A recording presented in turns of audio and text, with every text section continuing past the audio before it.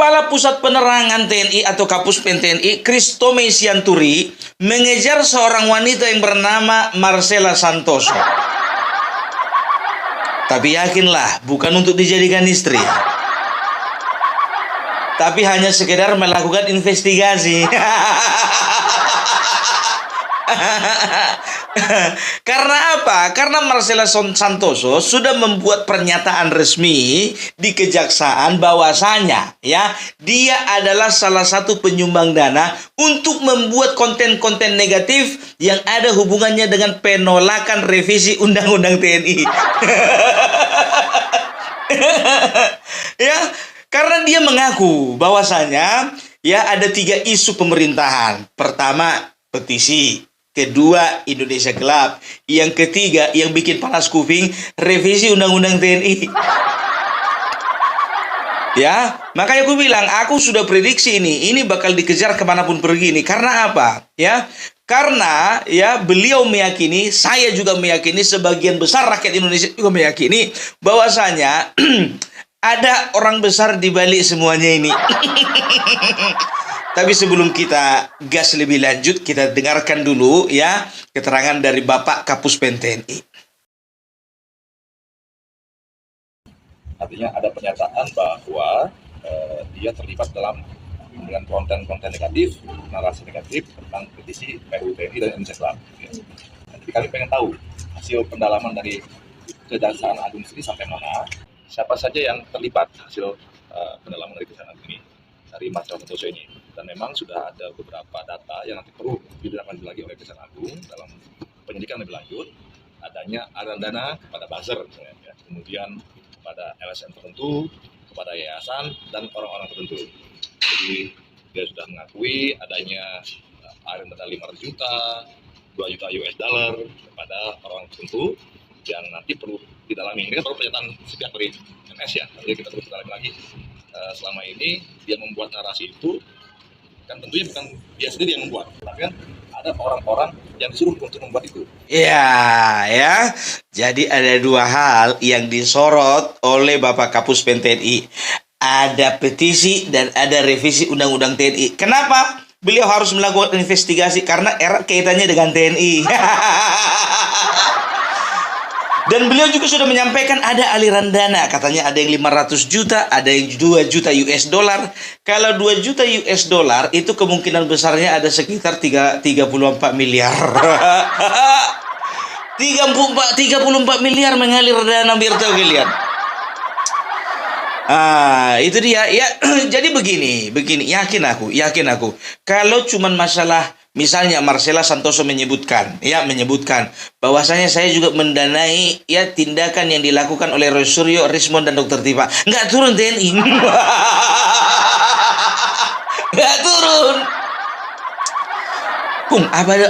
Apa ada kecenderungan arahnya ke sana? Nggak tahu juga. Ya, jadi itu dia ya. Jadi memang dibalik aksi-aksi yang melawan pemerintahan, aksi-aksi yang menolak kebijakan pemerintah ya, apalagi kebijakan pemerintah ini ya, itu sangat pro kepada rakyat, pro kepada TNI, pro kepada Polri. Maka dipertanyakan, ada siapa di balik semuanya itu? Beliau sudah memastikan bahwasanya ya ada aliran dana yang pertama kepada buzzer. Yang penting bisa ku yakinkan Bapak, itu bukan YouTuber Nusantara. Kami bukan buzzer Bapak. Kami ini influencer.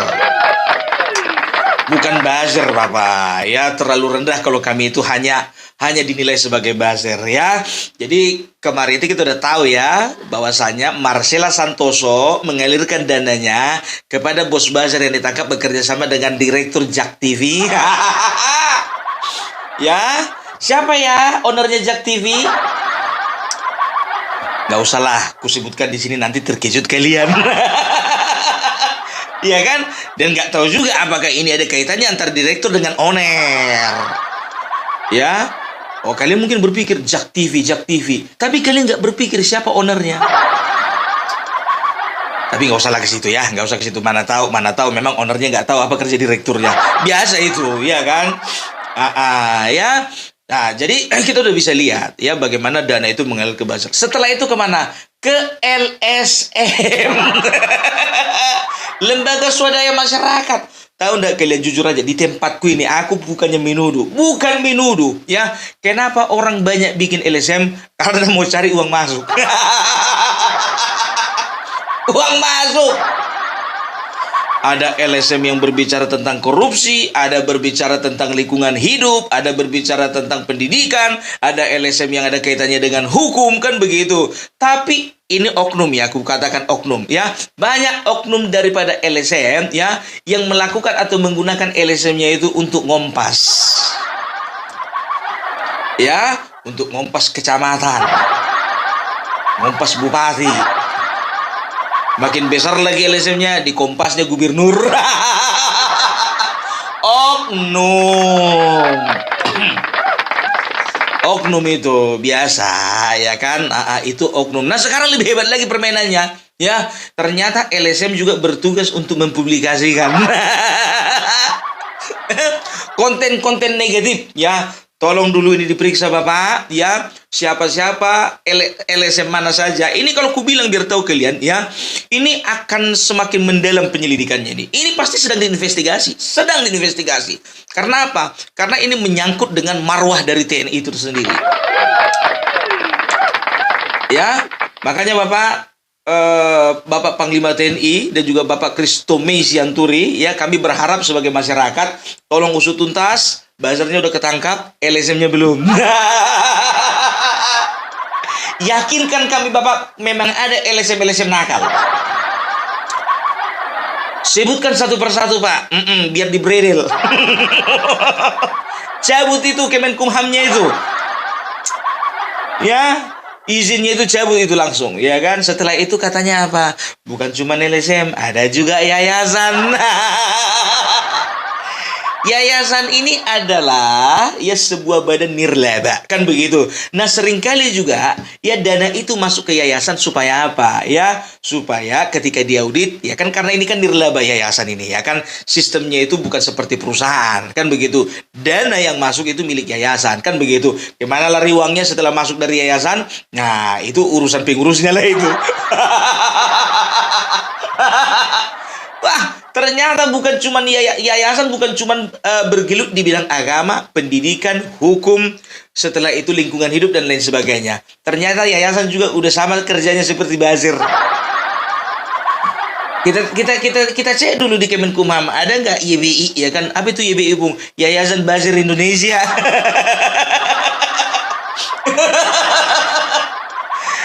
Kalaupun namanya bukan YBI, ya kita harapkan ya ini bisa juga tertangkap Bapak. Jangan cuma tercium.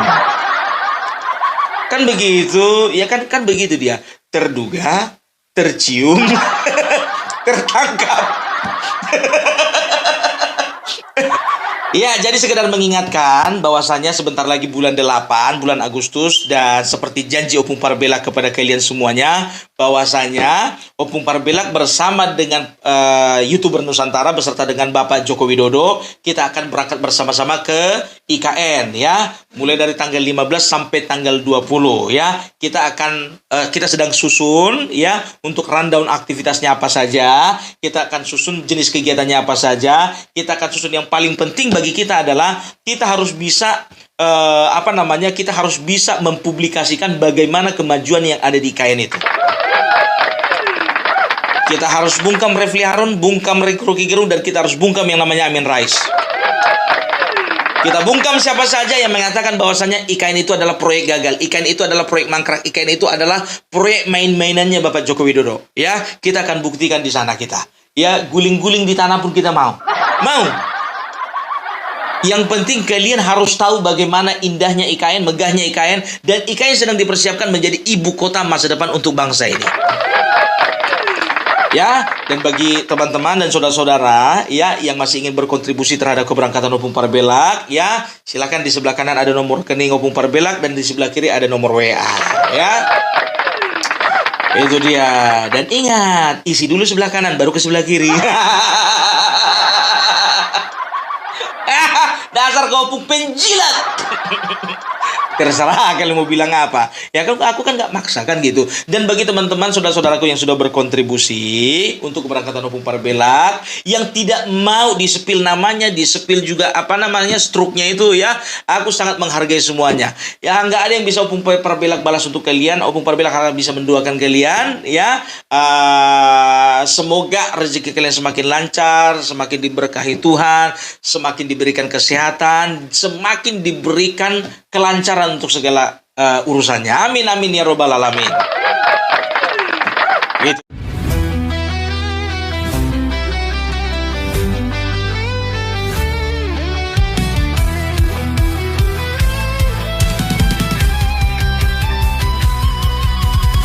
Dari utara sampai ke timur, suara jujur kini bergema.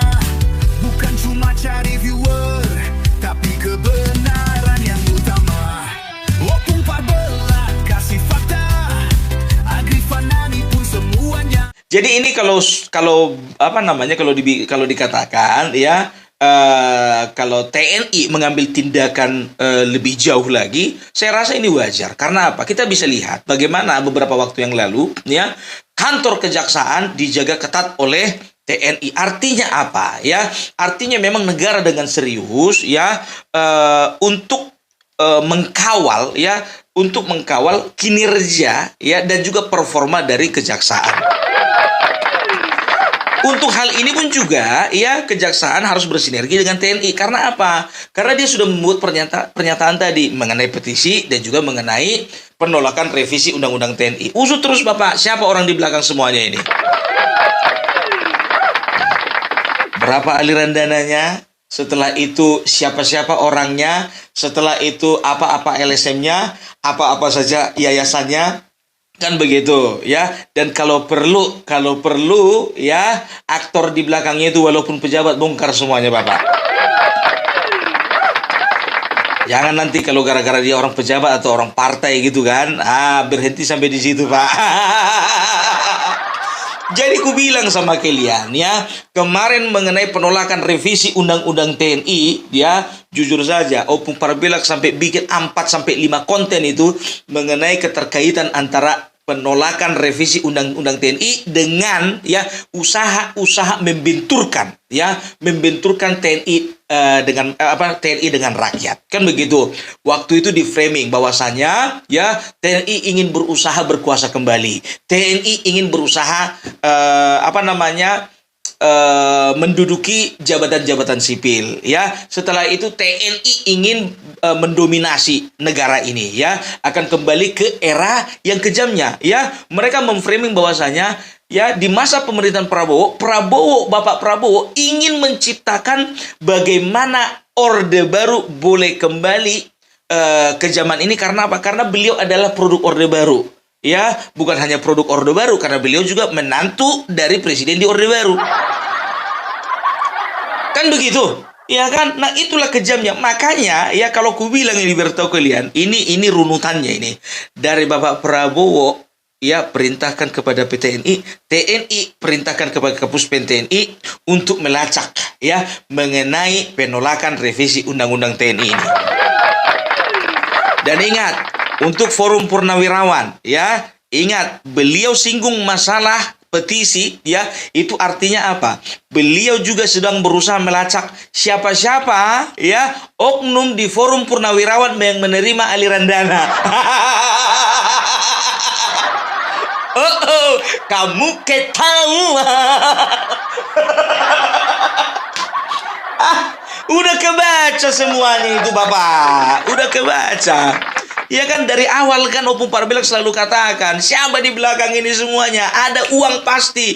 Makanya kalau Rismon Suryo mengatakan bahwasanya nggak ada uang, nggak ada bohir, bohong. Ya bisa saja menyangka Indonesia gelap, begitu juga katanya nggak ada uang. Ya kan penolakan revisi Undang-Undang TNI katanya lahir daripada rakyat. Ternyata apa? Yang membiayai pendananya bukan suara sekarang kan? Kita lihat aja setelah ketangkap nanti Roy Suryo, Rismon dan juga Tipa masuk ke dalam sel, ya pasti ketahuan siapa pendananya. Silvester, sekarang ku tantang dulu kau face to face. Kau bilang nggak ada bohir kalau memang tidak ada, itu namanya penghinaan dan juga itu namanya fitnah. Gak usah kau tantang-tantang begitu, Rismon. Ditantang juga nya kau di WA kau mananya. Apa kau di mana sekarang? Rupanya diblokir nomor Pak Silver. Kalah apa? Joshua kau blokir. Sentana TV begitu juga si Michael itu di WA sama Bang Silver, ya kan? Minta tolong dulu, ya, sampaikan dulu sama Suryo, sama si Rismon, saya ada di sini. Mana mereka? Nggak ada jawaban. Pengecut. Kan begitu, makanya aku bilang, ini juga forum TNI ini hati-hati nih.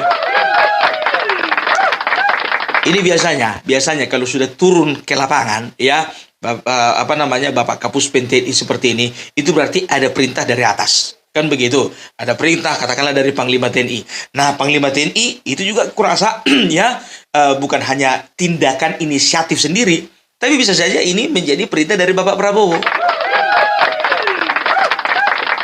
Artinya apa? Mungkin saja Bapak Prabowo ya tidak setuju dengan apa yang dilakukan oleh forum TNI. Kalau framingnya kemarin bahwasanya Bapak Prabowo aja diam itu kan artinya setuju. Siapa bilang diam itu artinya setuju? Aku contohnya ya kan, Pak beli dulu mainan katanya. Diam aku, kan begitu. Ada dua kemungkinan, Pak beli mainan Pak, diam aku. Pak beli mainan, diam aku. Pak beli mainan Pak, diam aku. Ada dua kemungkinan. Kalau nggak marah nggak punya uang. Itu kalau aku begitu, ya kan? Artinya apa? Nggak setuju, ya kan? Dengan anakku itu beli mainan. Mungkin mainannya berbahaya, mungkin mainannya sudah tidak layak, dan kemungkinan terakhir itu, ya mungkin mainannya terlalu mahal. Nah, dari awal munculnya gejolak mengenai penolakan revisi Undang-Undang TNI dan petisi, ya, aku melihat dan mencium, ya, adanya usaha-usaha untuk membenturkan antara TNI dengan rakyat dan juga antara TNI dengan Polri. Ternyata betul kan? Ya, kalau ku bilang ini biar tahu kalian, memang betul, ya. Pernyataan dari Marcella Santoso, di belakangnya ini ada koruptor, kan begitu. Tidak menutup kemungkinan juga ada tokoh-tokoh politik. Tidak menutup kemungkinan ada pejabat-pejabat aktif. Tidak menutup kemungkinan di belakang mereka juga ada partai politik. Itu dia, gampang terbaca itu Bapak. Nggak perlu IQ-nya 340 untuk membaca itu. Nggak perlu punya gelar doktor, profesor, apalagi model Suryo Tipa dan juga Rismon. Nggak perlu. Itu dia. Ya, jadi kita percayakan saja, ya, ini kepada Bapak Panglima TNI, bahwasanya ini akan diusut secara tuntas, ya. Karena apa? Karena aku melihat, ya, Bapak Prabowo memang tidak main-main sekarang. Beliau menggunakan tangan, ya, baik itu dari KPK, baik itu dari Kejaksaan, baik itu dari TNI, baik itu dari Polri, untuk penegakan hukum, terlebih lagi yang ada kaitannya dengan korupsi. Kita udah lihat loh bagaimana masifnya Kejaksaan Agung memburu para koruptor. Kita udah lihat bagaimana uang segitu banyak ditumpuk-tumpuk kayak tempat tidur.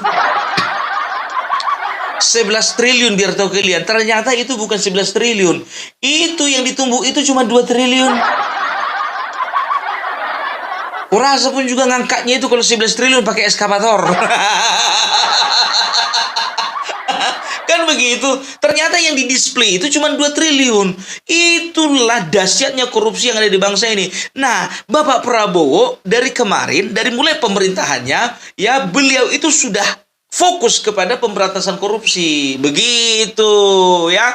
Jadi kalau ku katakan, ya, semua aksi-aksi penolakan revisi Undang-Undang TNI, setelah itu Indonesia Gelap, dan ini petisi, ya, yang di dalamnya ada pemakzulan Bapak Gibran Rakabuming Raka, aku yakin, aku percaya Bapak Prabowo tidak akan pernah tinggal diam.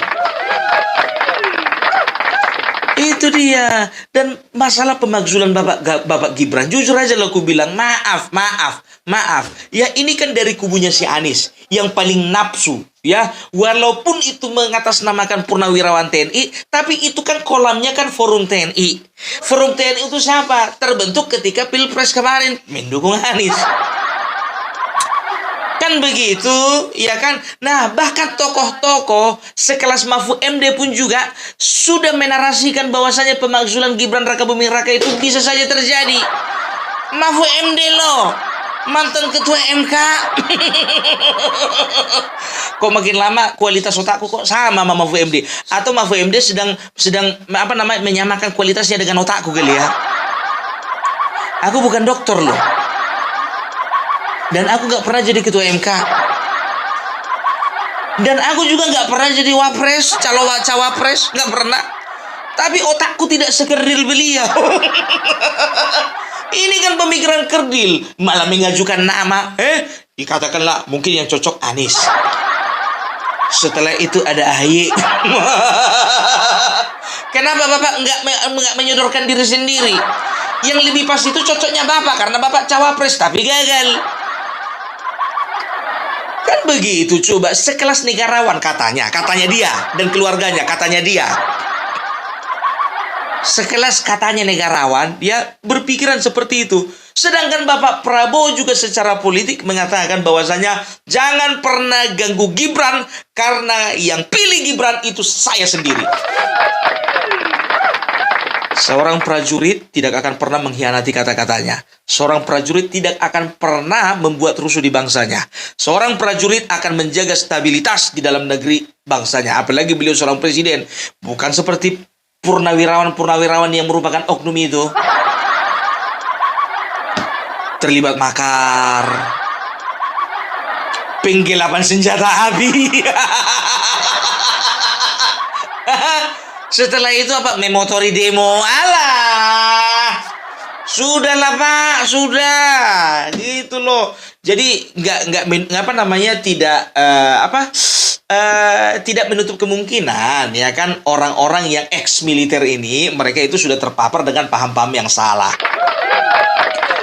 Tapi sejauh ini aku yakin ya kan mulai dari petisi revisi undang-undang TNI, apalagi petisi kemarin itu fokusnya itu bukan kembali ke undang-undang, bukan masalah tenaga kerja asing, bukan masalah IKN, bukan masalah reshuffle, kan begitu. Tapi ujung atau goal dari petisi itu pemakzulan Bapak Gibran, kan begitu. Tapi dari sini kita bisa lihat ya bagaimana seorang Bapak Prabowo, seorang presiden yang kalangan militer, dia itu tidak berpihak kepada forum TNI walaupun banyak seniornya di situ.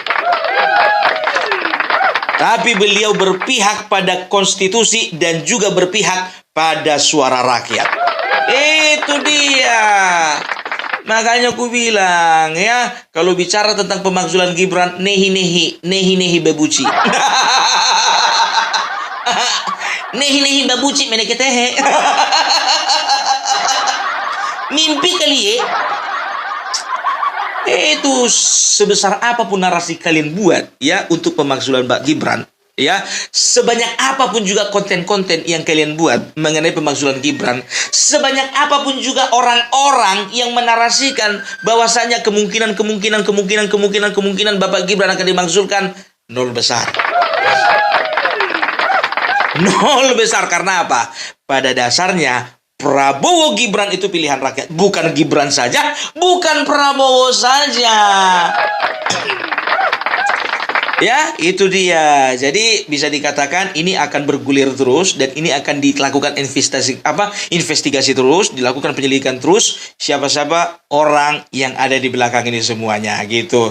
Ya, jadi pertanyaanku, kira-kira aku kembalikan lagi pertanyaan kepada kalian. Kira-kira ya.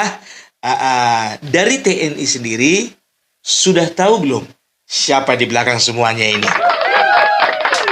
Tahu belum? Pasti tahu. Karena apa? Mereka juga punya intelijen.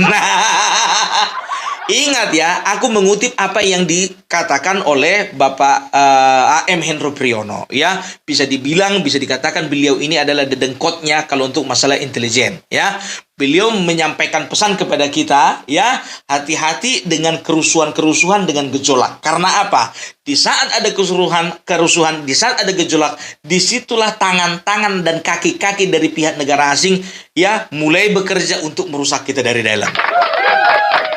Ya, Kita bisa perhatikan bagaimana Venezuela, bagaimana Irak, bagaimana Iran, bagaimana Syria, ya, dan juga banyak negara-negara lain, ya, yang tadinya bisa dikatakan negara itu makmur luar biasa. Setelah itu, ya, bisa dilihat, ya, Libya satu, ya, Muammar Gaddafi. Oh, Libya itu negara makmur, negara kaya, negara indah. Ya, tetapi ketika Muammar Gaddafi, ya, dilengsarkan dengan cara-cara busuk yang hampir sama cara-caranya dilakukan oleh mereka di dalam bangsa Indonesia ini, akhirnya negara tersebut porak-poranda. Yang jadi pertanyaannya, apakah kita dengan kesadaran penuh, ya, mengizinkan tangan-tangan dan kaki-kaki asing untuk bekerja sama seperti yang mereka kerjakan di Libya? Tentu tidak. Mereka lakukan di Venezuela? Tidak. Mereka lakukan di Turki? Tidak. Di Irak dan di Iran tidak, tentu saja tidak, ya. Itu dia, makanya aku bilang hati-hati, ya. Mereka akan membuat propaganda, ya, bagaimana, ya, merubah atau membelokkan mindset kita rakyat Indonesia untuk mulai membenci dan tidak mempercayai pemerintah. Itu intinya. Hati-hati. Jadi kita sudah mendapat, ya, kita sudah bisa menyimpulkan siapa saja, mau dari kalangan sipil ataupun militer, mau dari kalangan awam ataupun intelektual, siapa saja yang berusaha untuk menggiring rakyat Indonesia membenci pemerintahannya, berarti artinya itu dia merupakan adalah antek asing. Hati-hati. Hati-hati, ya. Jadi itu dulu dari Pumpar Belak. Mudah-mudahan, ya, Marcella Santoso dengan hati terbuka, pikiran terbuka, dan kesadaran penuh mau bersedia untuk membongkar semuanya. Oke? Jadi itu dulu dari Pumpar Belak. Salam NKRI harga mati.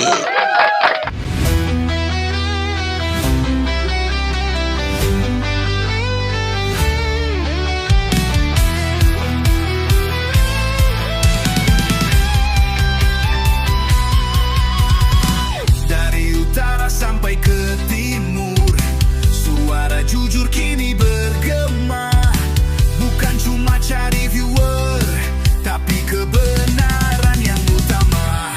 Opung Parbelat kasih fakta, Agri Fanani pun semua nyata. Vicky Himpong jangan lupa, Blacker Majanang pencipta lagunya. Kami adalah YouTuber Nusantara, bersatu untuk lawan hoax bersama.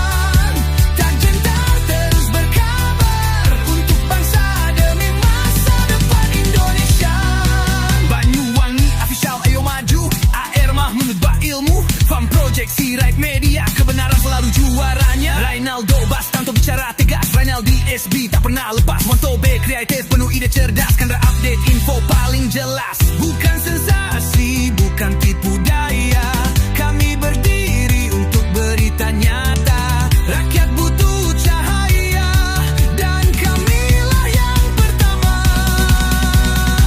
Oh, kami adalah YouTuber Nusantara, bersatu untuk lawan hoax bersamaan. Tak gentar terus berkabar untuk bangsa demi masa depan Indonesia. Bersama rakyat kita kuat, saring dulu sebelum sebar. Cinta damai benci hoax, kami YouTuber cinta Indonesia. Kami Jokowi lovers, bersama Prabowo, lawan hoax untuk Indonesia tercinta. NKRI harga mati. Oke, terima kasih teman-teman yang sudah menonton videonya. Itulah keseruan Pumpar Belak membahas dan menarik. Dan apabila teman-teman ada saran atau ada pendapat, silakan komen di kolom komentar. Sampai jumpa di video selanjutnya. Selamat beraktivitas, sampai jumpa.